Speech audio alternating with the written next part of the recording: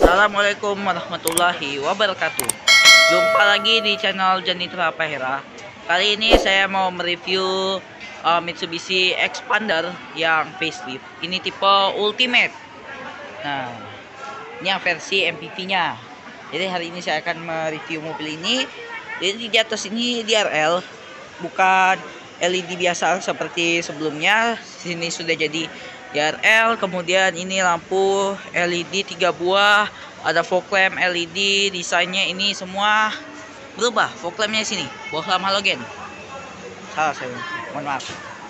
Dan dia finishingnya ini black glossy ya di bagian grill depan ini. Kalau sebelumnya itu kan finishingnya itu chrome, ini jadi black glossy menambah kesan mewah. Kemudian di bawah ada aksen silver di bawah, kemudian kita masuk ke bagian sampingnya. Oke, untuk di bagian samping di sini ada spion. Ini aksennya masih chrome, masih sama seperti sebelumnya. Ada aksen chrome yang sampai ke belakang bodi, kemudian handle pintu juga chrome dengan akses smart key model pencet ini ditarik ya. Handle-nya masih sama seperti sebelumnya. Oke.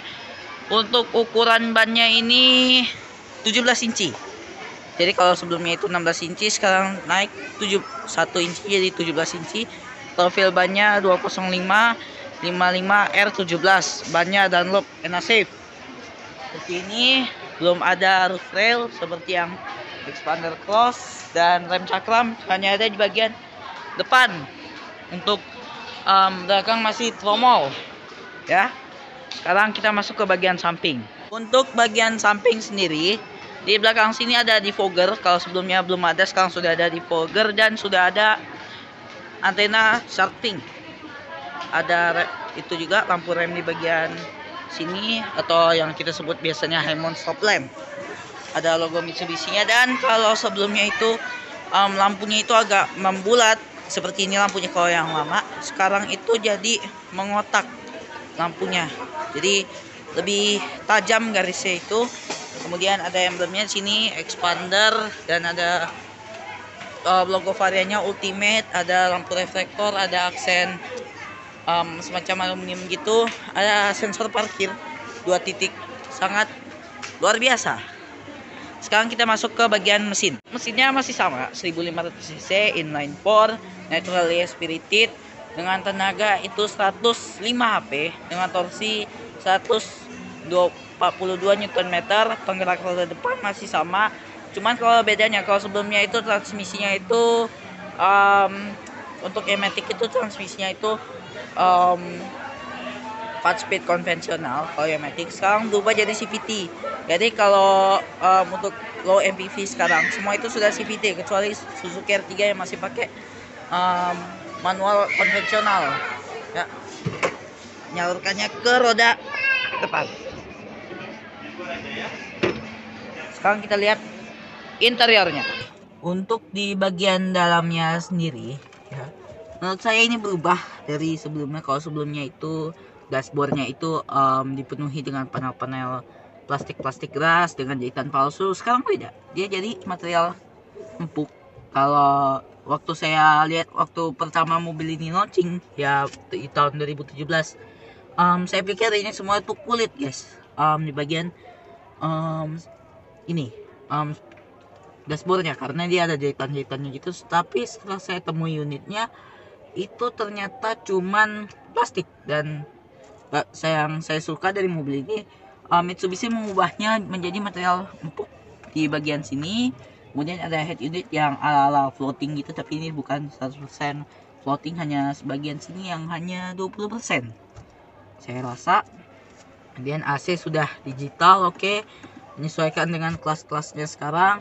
Ada soket 12 volt di sini. Kalau mobil zaman dulu ini adalah pemantik api untuk rokok. Sekarang karena fitur itu jarang digunakan, karena orang sekarang rokok pakai macis biasa ya.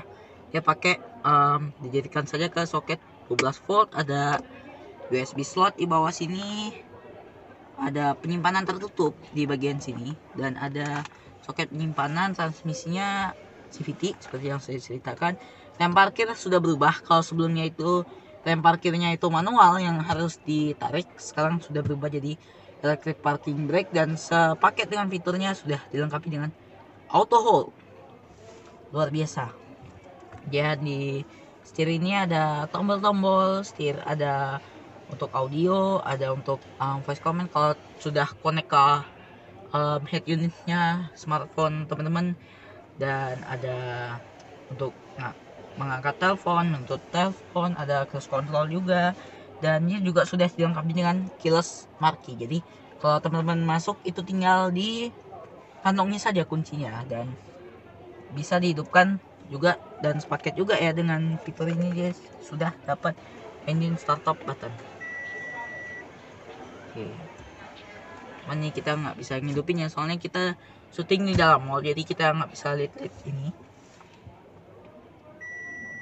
Nah, jadi seperti itu ya. Jadi head unitnya ini sekitar ya 9 inci. Saya tidak bisa melihat banyak untuk di bagian head unitnya, tapi untuk spesifik saya akan taruh di deskripsi. Sun visor di sini hanya ada soket untuk CD, tidak ada apa-apa, nggak ada lampu, nggak ada kaca.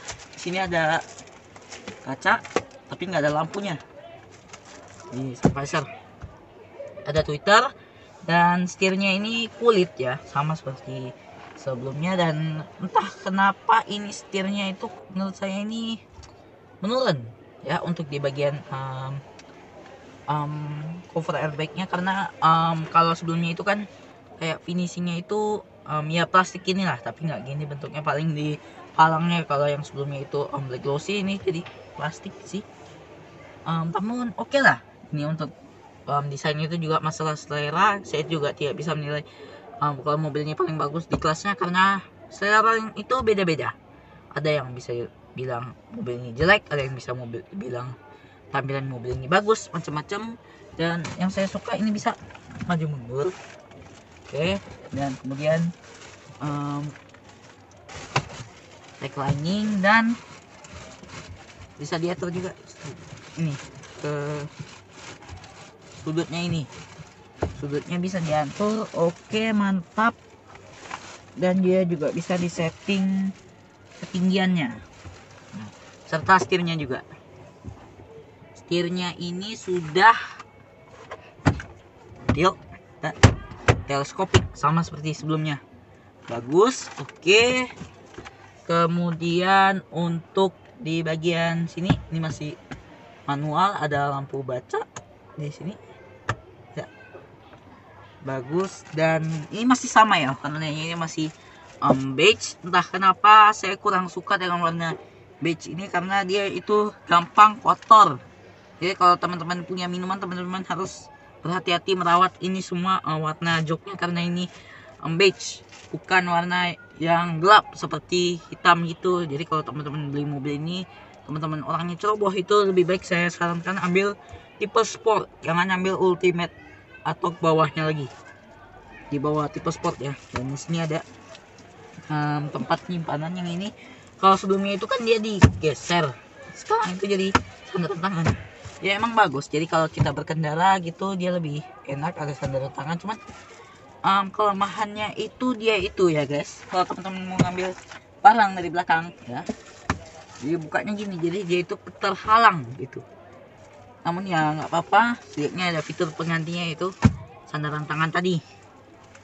Oke, kita lanjut di bagian sini. Ada tombol startup engine, ada untuk mengatur kemiringan spion, ada tombol dan dia sudah ada juga auto startup engine, dan dia ada juga stability control.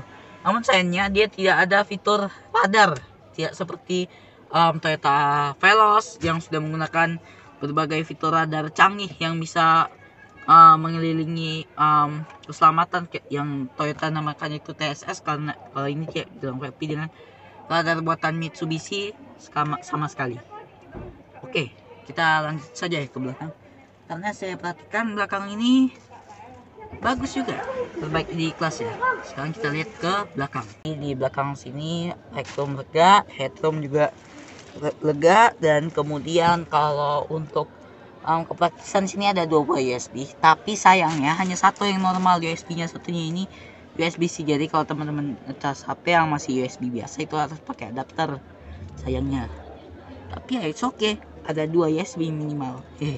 Dan ada seatbelt pocket di bagian driver ini satu, dan ini 3 titik di bagian kursi penumpang, dan ada plus 2 buah tidak ada di tengah. Jadi ini bukan buat orang dewasa ya, di tengah ini buat anak kecil, mungkin anak balita atau anak-anak ya 5 tahun ke bawah ini gunanya.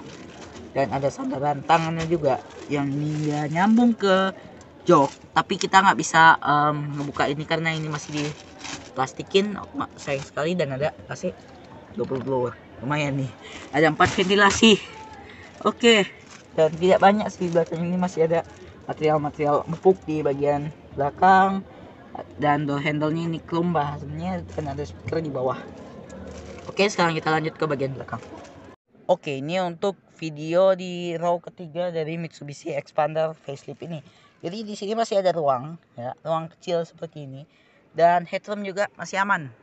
Nih, masih aman, headroomnya bagus sih, dan ini juga masih bisa reclining. Di bagian sini ada talinya. Nah, dia masih bisa reclining, dan ada soket 12 volt lagi di sini buat ngecas, tapi harus pakai adapter. Di ini juga ada tempat, jadi kalau teman-teman ngecas, teman-teman bisa sediain adapter di sini, dan sediain kabelnya juga di sini. Oke, mantap ini di bagian belakang, dan masih ke bagian hand grip di bagian sini. Oke. Sekian dulu review kami terhadap Mitsubishi New Expander tahun 2022 ini. Semoga video ini bermanfaat bagi Anda yang ingin membeli mobil ini. Untuk kontak marketing saya berikan di description. Terima kasih banyak. Wassalamualaikum warahmatullahi wabarakatuh.